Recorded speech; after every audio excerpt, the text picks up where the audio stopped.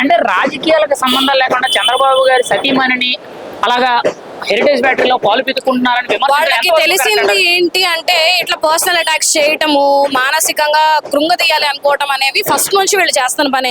అప్పుడు అసెంబ్లీ సాక్షిగా కూడాను మరి బోనమ్మ గారిని ఇష్టం వచ్చినట్టు మాట్లాడారు. అది కూడా అవుట్ ఆఫ్ పాలిటిక్స్, అసలు అసెంబ్లీలో చేయాల్సిన పనులు కాదు అలాంటివి.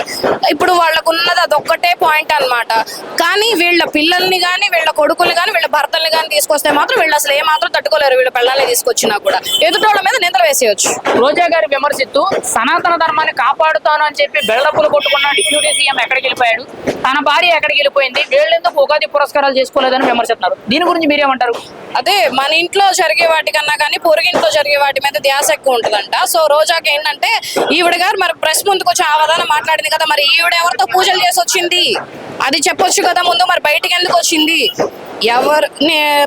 నాకు తెలిసినంత వరకు ఈ రాష్ట్ర ప్రజలు ప్రతి ఒక్కరికి తెలుసు, ఎవరు కలియుగ దైవానికి కానివ్వండి మన సనాతన ధర్మానికి కానీ ఎవరు వాల్యూ ఇస్తారు, నటిస్తున్నది ఎవరు, ఏ ముసుగులో ఉండి ఏ ముసుగు వ్యాపారాలు చేస్తున్నారు అనేది క్లియర్ గా జనాలు అయితే చూస్తున్నారు. దీంట్లో అయితే ఫ్లానే లేదు. వాళ్ళు ఇలాంటివి ఎన్ని చేసినా కూడాను అవి అవ్వవు. ఇంకేదైనా కొత్త రకం రాజకీయ కోణంలో తీసుకురమ్మనండి. దమ్ముంటే అసెంబ్లీకి రమ్మని చెప్పండి ఫస్ట్.